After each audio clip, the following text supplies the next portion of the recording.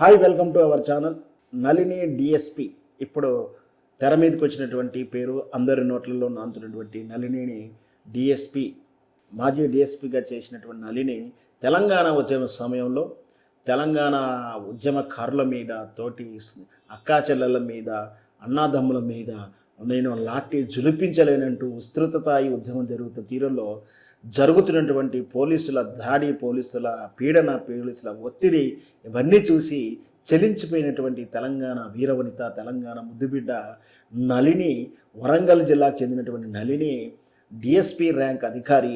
ఆ DSP rank అధికారి ఈ తెలంగాణ ఉద్యమ తీరు చూసి, తెలంగాణ జరుగుతున్నటువంటి ఉద్యమం వ్యతిరేకత, అంటే పోలీసులు వ్యతిరేకించే విధానాన్ని, వాళ్ళు చేస్తున్నట్టు దాడి, నియంత్రణను, నిరసన కార్యక్రమాలు చేస్తున్నటువంటి లాఠీలు జులిపించిన తీరు, బాష్ప వాయువులు ప్రయోగించిన తీరు మనకు తెలుసు. అది ఏ విధంగా పోలీసులు ఎంత ఒత్తిడి చేశారో, సీమాంధ్ర పాలకులు తెలంగాణ ఉద్యమాన్ని రకరకాలుగా అణచాలని ప్రయత్నం చేయడం, వాళ్ళ మీద దాడి చేయడం, అర్ధరాత్రులు ఉద్యమకారులను ఇంట్లోంచి లిఫ్ట్ చేయడం, ఇవన్నీ కూడా మనం చూసాం. ఇవన్నిటి ఈ విధంగా జరుగుతున్న తీరును చూసినటువంటి నళిని డిఎస్పి, వరంగల్ రేంజ్లో పనిచేస్తున్న డీసీపీ ర్యాంక్ నళిని, నేను ఈ ఉద్యోగం చేయలేను, నా అక్కా చెల్లెల మీద దాడి చేయలేను అంటూ తెలంగాణ ఉద్యమానికి మద్దతుగా ఉద్యోగాన్ని రాజీనామా చేస్తూ, నేను సైతం అంటూ తెలంగాణ ఉద్యమంలో పాల్గొని, తెలంగాణ రావడంలో, తెలంగాణ ఉద్యమంలో ఆమె పాత్ర ఎంతో ఉంది.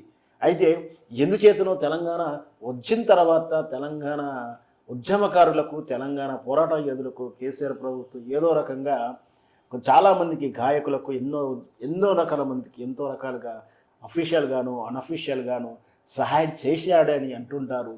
ఎందుకో డీసీపీ నళినికి తిరిగి ఉద్యోగం మళ్ళీ తీసుకోలేదు. అది మరి కేసీఆర్ చేసినట్టు ప్రయత్న లోపమా, లేదా ఆమె ఇంట్రెస్ట్ చూపేయలేదో సరిగ్గా అర్థం కాలేదు. కానీ మొత్తం మీద అయితే అదొక ప్రశ్నగానే మిగిలిపోయింది నళిని పోస్టు. సో ఆ తర్వాత కొన్నాళ్ళు ఆమె డీసీపీ నళిని పేరు కానీ, నళిని ప్రస్తావన మీడియాలోనూ, సోషల్ మీడియా చర్చ జరిగింది. కానీ ఆ తర్వాత అందరూ మర్చిపోయారు. ఇప్పుడు తెలంగాణ వచ్చి సుమారు 10 సంవత్సరాలు అయింది. ఆమె ఉద్యోగం విరమణ చేసి కూడా 13 సంవత్సరాలు కావస్తుంది.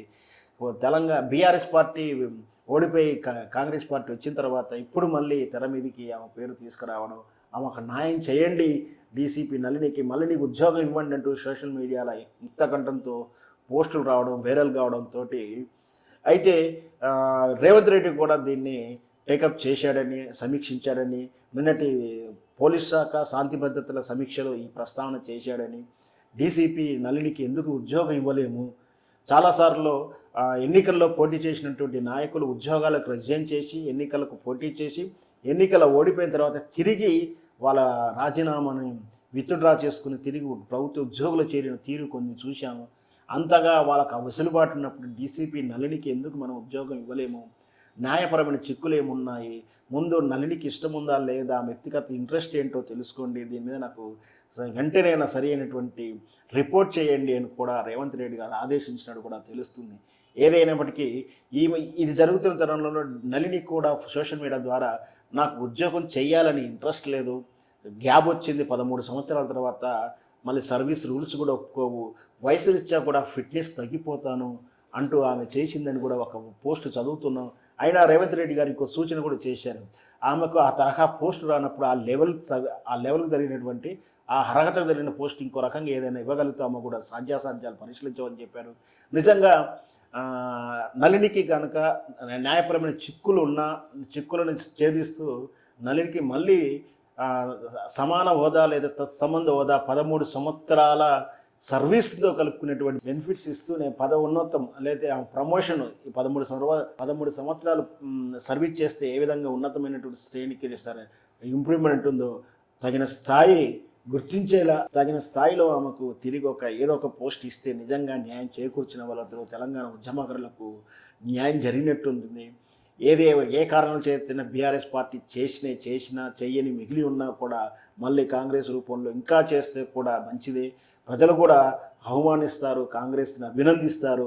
ఆ జరిగిపోయిన గత తాలూకు గాయాల నుంచి మానుకోవాలంటే ఖచ్చితంగా ఇలాంటి దిద్దుబాటు చర్యలు, అంటే నల్లికి న్యాయం చేయడం కానీ, ఇంకా ఇతరత్ర కొన్ని ఉన్నాయి ఇంకా తెలంగాణ ఉద్యమాలు చేయాల్సినవి. అవన్నీ కూడా కాంగ్రెస్ ప్రభుత్వం చేస్తే నిజంగా కూడా ఉద్యమకారులకు తగిన స్థానం గుర్తింపించినట్టుగా ఉంటుంది. నళినికి త్వరలో ఉద్యోగం వస్తుంది, ఉద్యోగంలో చేరుతుందని మనం ఆశిద్దాం. ఏం జరుగుతుందో వెయిట్ చూద్దాం.